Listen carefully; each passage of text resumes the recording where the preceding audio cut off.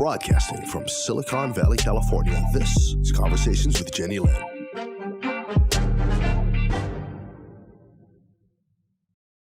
You're watching Conversations with Jennylyn, and as I continue my COVID-19 World Series this afternoon, I have another great guest for you, Ronald Agers. Is that correct? Yes. And he is a 2019 FanSided NBA writer of the year, hoophabit.com, and so many others that I don't want to spend 30 minutes telling you everything he's done. He will tell us that as this interview continues. Ronald, thank you so much and welcome to Conversations with Jennylyn. Thank you for having me. So tell us a little bit about your background. I just introduced the tip of it, the tip of the iceberg. Well, right now, I'm a CEO of Sports World. The Sports World Order is a production company covering sports, which we'll get into a little bit about how we really don't have sports right now. I spent 25 years as a newscast director at a news station, basically taking the experiences from that and putting it into a passion, putting it into a small business covering sports. I love the NBA. Like you just said, I just won 2019 FanSided NBA Writer of the Year. I'm very proud about that. Wow, congratulations. Oh, thank you. I appreciate it. I covered Los Angeles Lakers. At the time, they were the #1 seed. So I was a top writer on the top NBA website of the company. So that ought to tell you the exposure that was getting grown over this situation before the pandemic started. I have to give a shout out to my mother because she was the one that pushed me into going into this genre. At the time, I had been doing directing for years, so I was comfortable. I was very good at it. But my mama said, hey, I don't want you to direct anymore. We see you have a really special gift in writing. So that's something that I do. And I can kind of have a different style production-wise, adding video to illustrate my points. In other words, taking my readers on a journey, telling a story. And really, that's really been a real good thing for me, positive for me, because with the season on hiatus right now, you really do have to tell stories that can actually draw a reader in because there's really nothing out there. That's true, except COVID-19 killing people and this many people are infected and we're tired of that. Yeah, and I think we really do need to take care of our mentals. A guy like me who has to write, I have to be very careful of where I get my information from, because like we were talking about it off air, it's a very sensationalistic type of media sources right now. It's frustrating, and I don't care who it is. It could be Fox News, it could be MSNBC, it could be CNN. It's about money. Those networks, their job is to get eyes on a screen. They could talk about COVID-19. They could talk about Donald Trump. They could talk about Mary having a little lamb. They could be talking about a chicken crossing the road.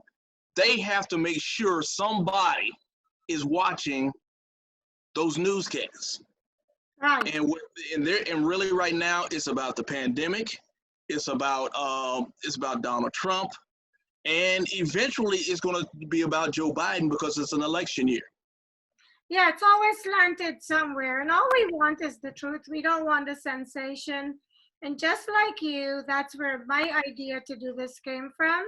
I thought the best way to get the news, if you can, is reach people on the ground who are not relating with a slant either way, but just telling us what's happening from their experience and just share it because people are curious. You know, we're all dealing with one thing in common at this moment in our lives, and this is the pandemic, the coronavirus. How are you handling it? How are they handling it? What can I learn from what they're doing that I can add to my life? So thank you for your writing. Tell us where people can read your writing. On lakeshowlife.com. It's the FanSided network. You can get at me at Sport World Order, SPORT world order. I have a link to all of my articles. I have over 300 of them. You got plenty of time at the to read them because there's really nothing going on right now. I mean, I can go ahead and give you a little bit of news to your sports fans out there. The NBA just announced that the NBA lottery and the draft combine has been suspended indefinitely. So at this point, I think leaving with if you can get anything out of this, you're going to have to really just be patient. You're going to have to pick 2 or 3 sources to get your information from. You don't get caught in the game of pointing fingers or saying, hey man, you know something, it's your fault. Right now, we have to figure out a way of getting out of this because a lot of people are losing money. And I mean corporations. And when corporations are losing money, they could make cuts. When they make cuts, they cut the jobs. When they cut the jobs, it's a cycle, and the cycle is broken right now. The economy is at a standstill. Even what I'm doing right now, covering the Lakers. The Lakers should be in the playoffs right now, playing in the second round. I really shouldn't even have time to do this interview because I'm getting ready for a game. Because that's what happens. You're waiting for a game that starts at 10:30, and I have to write all night long. So my entire routine has been messed up right along with the players. So what are they? Do you know what they're doing? How they're passing this quarantine time? The same way everybody else is, staying at home, doing the best they can to lift. If they have weights at home, they lift weights. Do they run? They may run at home, do push-ups or whatever the case may be. But even if they came back, which they are not going to come back, I don't see it happening this month or even next month, to be totally honest with you. It really doesn't matter when it comes to basketball. You can do 100 you can do 1,000 push-ups a day. You can do 1,000 sit-ups a day. It does not equate to what happens on a basketball court. It's a rhythm sport. You have to get in shape. And I'm talking about running up and down a court, getting beat on, pushing, taking elbows, shots and whatnot. It's a very physical sport. It's a very tiring sport where you have to do a lot of running. No one is in shape to do that at the highest level, especially with the playoffs coming. So what do you foresee is going to happen to the sports industry this year? What is your prediction based on your experience with them? Well, I will say this. This pandemic is going to affect the NBA economically for a while. They have to get to game 70. That's the magic point for TV deals. See, that's where the money is. ESPN and the NBA have a $26 billion TV deal over 10 years. Wow. No one could see a pandemic coming, but guess what? There's no games on. When there's no games on, you got sponsors you have to deal with. When those sponsors don't have a product to promote during the games, which is on a high level, you have to make that right. But you know that this is nobody's fault. It's just a thing that we all have to deal with, or a circumstance that everyone is being affected by this. So hopefully everybody is being affected, the NBA, the sponsors, and everyone. So hopefully somehow we can all ride the tide and sort of try to make up when the floodgates are open and we could get back to normal life. I don't think it doesn't work that way because it really doesn't work that way because of the contracts. Because see the players already from the collective bargaining agreement that they signed with the NBA, they're going to get their check on May 1st, which is today. May 15th, they got to give 25% of their paycheck back and put it in an escrow. Because it's under that. If there's a pandemic, it's in the wording. And when people say read what you sign, you have to read what you sign. It's very important. Is there a pandemic clause in there? Yes, there is. There's a pandemic clause in there. They must be the only one that was prepared for a pandemic. Yeah, to put this in perspective, I think the Wimbledon tennis tournament, they took out a insurance policy, and they had been paying for $2 million a year for quite a while. I would say upwards of 10 years. Wow, They smart. cashed in. They cashed in on that policy when the tournament was canceled. They got $141 million.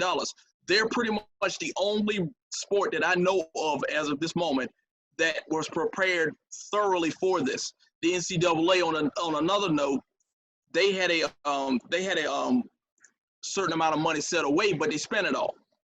Now the NCAA tournament is out, Final Four is done. They don't have money to make that up. Because And then you got to understand CBS as well. CBS, who carries the NCAA tournaments, they lost a ton of money too, based on the lack of viewership. well, the pandemic came out of nowhere, and how many people in their lifetime have it really experienced the pandemic? I'm very impressed with the people who have pandemic clauses written into their contracts. Because, you think of earthquakes and you think of tsunamis, and these are things that happen in some parts of the world, if not all. So you mentally prepare and you write them into your contracts, or you put money away. So I could imagine this came out of nowhere. I could imagine the impact it's having on all the different sports. Yeah, because there's nothing there. I mean, there really is nothing. If you write something, March 11th was basically the night that the NBA went on hiatus. People will say March the 12th, but no, officially it was March 11th. There was an NBA game going on at the time that I'm sorry, he passed on, rest in peace. Adam Silver basically pulled the plug. I mean, I think it was Dallas versus somebody, I can't remember, but I remember watching the game. But I was frustrated, and for about a week or two, I was disappointed. I was a little bit depressed. I was a little bit angry. I was very, very angry. And this is where I talk about getting it from the proper resources. Rudy Gobert is pretty much patient zero of the players that had COVID-19. And for a minute, I was angry at him too. But then I wrote an article thinking, something, we shouldn't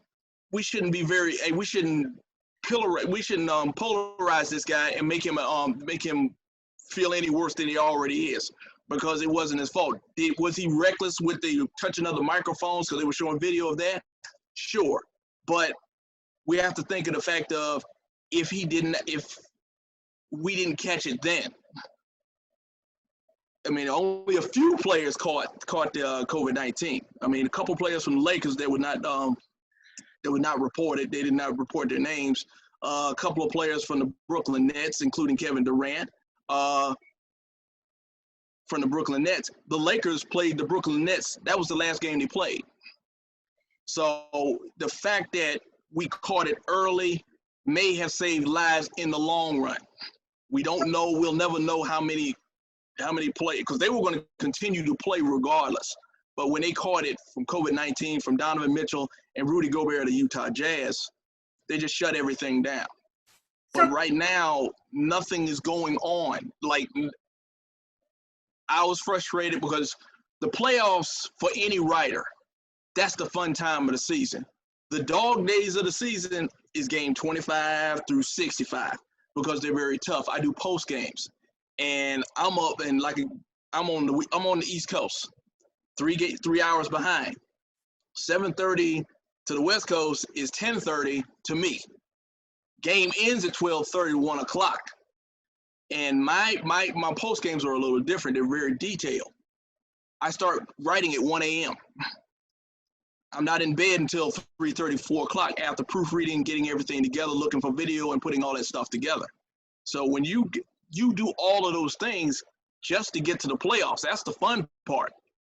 And what and the Lakers being title contenders, for me, that's exposure. I had plans to take over the LA market, which is the second market in the United States, with the Clippers and the Lakers making it to the Western Conference Finals. I was looking for big things. It all evaporated. All that sleep I lost, evaporated, and a lot of people get frustrated over that. And the NBA players do too, because you got to understand something. Some of those players are in the last season of their careers. It could shut down right here and now. Vince Carter played for 22 years. He may not finish this season. It might be over now. Why? They may not bring the season back. There's no guarantee the NBA will come back. They're trying. They're going to do everything they can to do that because they have to get to 70 games to trigger that money from the TV contracts. But you mean come back ever, or you mean come back this year? Not this year. They're not going to come back this year. Okay. But if they don't get to if the NBA doesn't get to 70 games, they don't trigger the amount of money they get in those contracts. So there's a lot of money involved in this. And the NBA has lost a lot of money at times this year, and it also affects other things like team salary caps, how much money they can spend how much they can spend on players for the next 3, 4, 5 years. This is going to be an ongoing situation. It's not like when the pandemic goes away, everybody smiles and we start over and we go on the way it was. There's a whole lot of ramifications that's going off of this. So do you know a lot of these players personally? Did you know Kobe? No, I did not. No, I followed him. I followed him as a kid. I'm a fan just like everybody else. I'm a fan first. I'm actually a fan first. I'm a journalist second. I love the game of basketball, and you have to learn it. You have to love it to be up and follow the teams and stuff like that. But when Kobe passed, for me, it was more of his wife losing a soulmate. They've been married for 20 years. They were 20. I think their 20th anniversary, close to 20-year anniversary was this year recently. Gianna's their daughter Gianna. Her birthday today is 14. She would turn 14. So, as a father, I felt more for him in that sense than he did as a basketball player. A lot of people say, "Oh, he was a great player. He's the GOAT. He's the greatest all time," and have all these comparisons with other NBA players. I saw him connecting with his daughter. They had a mutual passion in basketball, and Gianna could play. I heard. I mean, she could really play. She had the same passion that her father did. And if you got Kobe Bryant's passion, you're going to the WNBA barring injury. And I think they were going that route. And they had plans to do something. And for it to be taken away in that sense, that's what makes it sad. I feel bad for Miss Vanessa Bryant. And you lose your daughter and you lose your husband, and she loaned her husband to the world for 20 years while he played basketball, while he trained, while he rehabbed. That's what resonated with me more than a lot of other NBA fans. So when you write, you don't need to be at the games, you just write from your home, and what do you write?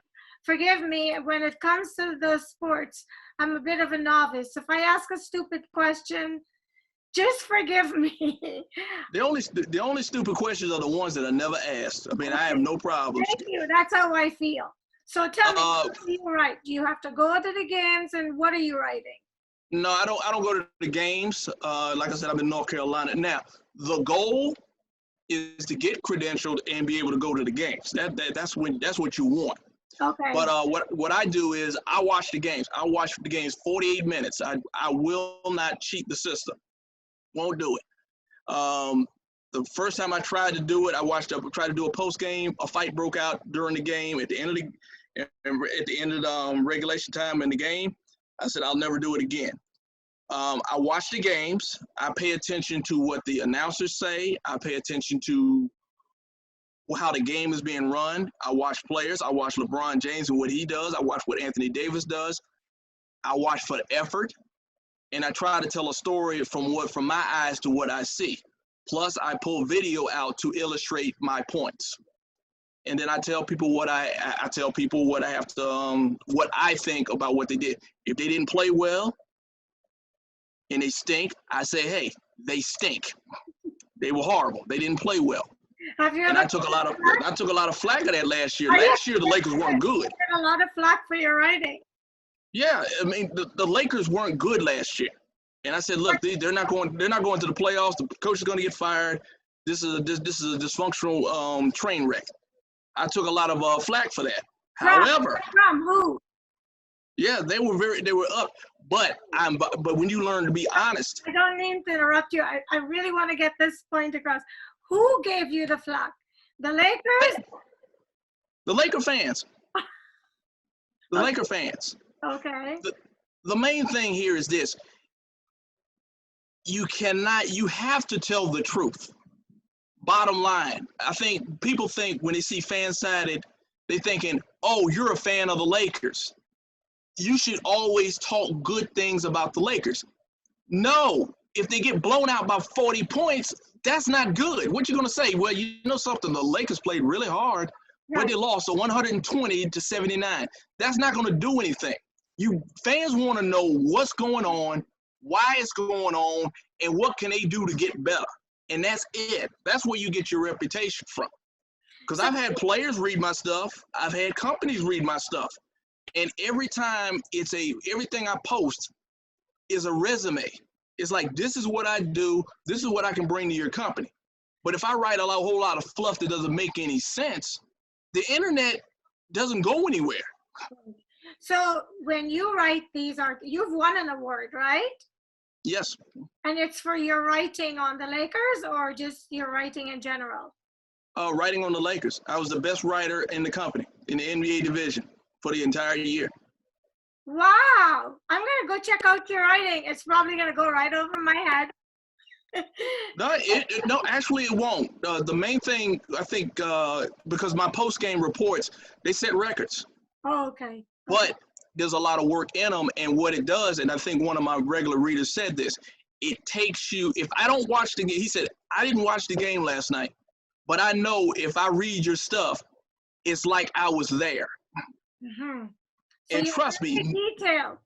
I'm extremely detailed. Mm-hmm. And the one thing that's good for me, and I look, there's nobody on the planet that wants the NBA back more than me. Nobody. I mean, look, you can say the players want it more than me. No. But it even works for me because they're not going to have fans in the stands. If the NBA comes back, they're going to play in an empty gym. They're going to have the essential people. They'll have the broadcast people, security, coaches, players. That's basically going to be it. But for me, if those fans can't go to the games and they know my post games are detailed and different, they'll come to see me. I have a market. So listen. Have you, because you're very passionate, and I like that passion. I'm the same way. To me, if you're going to do something, do it to the best of your ability or don't do it at all. And so I love that passion that I hear. Have you ever heard from any of them regarding something you have written? They've liked me. They've acknowledged me on social media. I'm trying. I wrote an article saying Jamal Crawford should be on the Lakers because they have a roster spot open. He actually liked it. I've had some Hall of Famers, Kevin, and former players, Isaiah Thomas from the Bad Boys, Detroit Pistons. He liked it, and we had a conversation on social media, and that actually moved me to tears because he's a great player and he knows the game of basketball. And for somebody to say, you know something, I like what you did, that's something that really resonates. In other words, you know you're going in the right direction because you know looking at a computer by yourself is not an easy thing to do. I mean, it's just you and that computer, and then you got to find something that can take attention away from ESPN, Yahoo Sports, The Athletic, and I'm talking about corporations, major corporations, and even the writers you're staffed up with. You have to make sure that it's good because you never know who might read it. So yeah, if I want to do something, I'm gonna be number one. Period. I'm gonna be better than everybody else. There are people that are better than me, but I'm always chasing them. So where does your passion come from? I've been playing basketball since I was 8.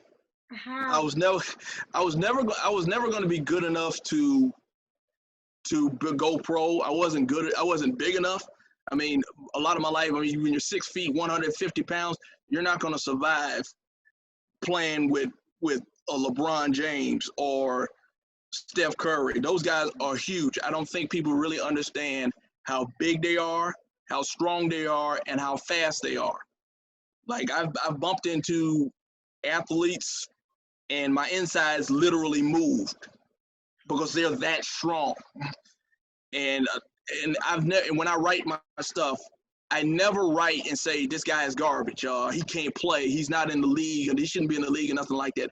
I never do that because I play with pro players. All of them can play. The last guy on the bench can smoke anybody around the world. Seriously. I only question effort and execution. I don't want our time to run out without asking you, tell me about COVID-19 and what it's doing to Ronald's life. COVID-19 is just like everybody else to me. My life has changed. I have to stay at home. I'm a little bit lucky because I've been working out of home for I don't know how long. I mean, as you can see, my office right here. But I appreciate things more. I don't take the regular season for granted anymore. I'm not going to do that ever again. When the NBA comes back, I'm going to be smiling and grinning to write a post-game report at 3:30 a.m. I'm going to enjoy the comment section more. And more importantly, I'm going to enjoy my family. I'm going to enjoy my wife. I'm going to enjoy my kids. I'm going to enjoy my parents. Like, we all enjoy this. They're my support system. And in certain ways, they all are a part of what I'm doing right now. They celebrate the awards, the games. They ask me stuff. I tell them the truth. And but I appreciate them. And more importantly, I appreciate the truth. I can't deal with lies anymore. I won't deal with it if you lie. What is the truth? It's all relative, right? Because you and I are having a conversation and you're telling me your truth and I'm asking you questions and I'm accepting what you are telling me as your truth. But the news that we are getting, how do we know what is true? Number one, in terms of numbers, this is my personal belief. We can never get the truth because they're not testing every single human. So they can't tell us the truth in terms of contaminations. And there are many asymptomatic people running around. So the only thing they could probably tell us the truth on, and they can't even tell us the truth on this, are the fatalities. Because not everyone dying is dying of the disease. And are they testing everyone that's dying? I think it's really hard for us to get the truth. What is your perspective on that? Do your research. I mean, you have to do your research, and more importantly, use your comments. Research how many people really have the virus in the whole. Actually, here's how I look at it. Look at who has a lot to lose. Always got to look at the people that got something to lose. That's number one. Number two, use common sense, and listen to what the experts have to say. Roy Cooper, my governor, said stay home. Now, that's it. We will let you know. We have experts working on it. He talks once a week. He may do it a couple of times, but I see him once a week. He says we may have to extend the stay-at-home policy based on this. And then that's it. And then he goes off and does what he says. The experts say stay at home because you don't know how the COVID-19 is being contracted. You don't know how it moves. So you can't control something that you don't know anything about. We don't know nothing about it yet. We don't even know how it got in the country. We don't know any of that yet. So until they figure it out, they say stay home. I'm staying home. I knew my. Good for you. Good for you. Look, I have a problem with people who are arguing with this. I do understand our economy is going down the hill, but we also want to save lives and we don't want to contaminate or be contaminated. What are your numbers like? Do you know? You're in North Carolina, am I correct? Yeah. What are the numbers there like? Do you know? I don't know, but I know I live in Charlotte, North Carolina. Mecklenburg County has the highest rates. Where? Mecklenburg County in Charlotte, North Carolina, we got the highest rates. And if you want, and to anybody that's listening to this or watching, whatever, if you feel like having a test of they're sticking a swab halfway up your nose, halfway to your brain, or sticking a swab down your throat, and I mean to the point that you're gagging and you're bleeding and you're having tears to your eyes, God bless you, go ahead. But I'm not going to put myself in any position to even do that. So you're not going to stick nothing up under my nose. So if I want to, if unless I want that to happen or possibly happen, I'll go outside and get up in people's faces. Well, thanks for making me laugh. I thought that was very funny. Now, you said you worked for a television network before. Which one?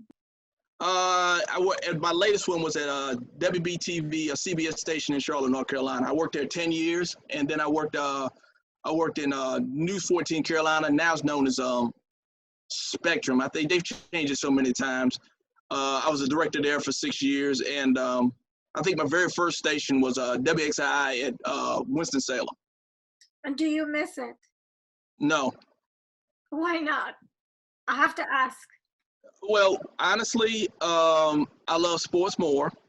Like I said, my mom told me quit. We want you to do this. I'm 47 years old, and I need to enjoy my life. And that's basically what she said. You better start enjoying your life because you're going to look back and you're going to be angry. She's a lucky lady that she has such an obedient son. Oh, my mom is very, very, she's very convincing. And look, if she's right, she's right. She's not going to lie to me. I mean, like I'm talking to you, she would do the same thing. My father the same way. We're going to tell you like it is. I mean, if anybody asks me for an interview sports-wise and they want me to talk about the Lakers, I tell them up front, I'm going to tell you the truth. So if you're one of those Laker fans that get angry and upset because we don't line up and talk about LeBron and all this and everything and how great he is, I'm not the guy for you. I'll tell you the truth. So they do the same thing with me. Our time is almost up, and I don't want this interview to end without asking you, what have you learned as a person about yourself?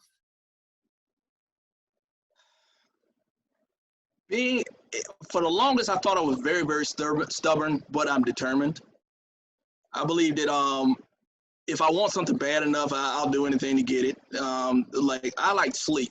I really like sleep. But if I can lose sleep to do this and try to build a company off a computer, keyboard, and what's in here, that resonates a lot. But right now, knowing that I need to enjoy the ride and enjoy the journey more as opposed to being overly ambitious, because you can lose a lot that way, just slow down a little bit and be more careful of the people that's surrounding you, because you need people around you that's going to tell you the truth.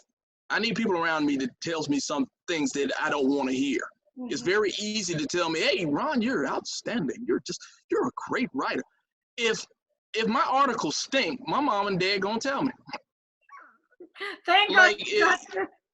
They're your best critics because they will tell you the truth, because they don't care about bruising your ego. They're more concerned about making you your best or helping you to be your best. It's probably a better way to put it. Yeah. I have a wife and I also have, and I'm gonna give a shout out to my wife. I got a wife that actually is better at this than I am. That's wonderful. What is your prediction? What do you think is going to happen with the Lakers? I think the Lakers will go to the Western Conference. I think that if they get back in, God willing, I think they'll go to the Western Conference Finals. I think they'll lose to the Los Angeles Clippers. I've already said that from day one. And basically, I will probably irritate Laker fans to no end. You seem to enjoy irritating the fans. No, it's just that's just the way it is. They love LeBron. If you talk bad about LeBron, they'll come after you. You talk bad about the Lakers, they'll come after you. I come with the truth. I don't sell ice cream dreams. I go based on the roster, style of play, and their best players, and that's it. I have really enjoyed this interview. You made me laugh. I love your energy. I love your passion. Don't lose it.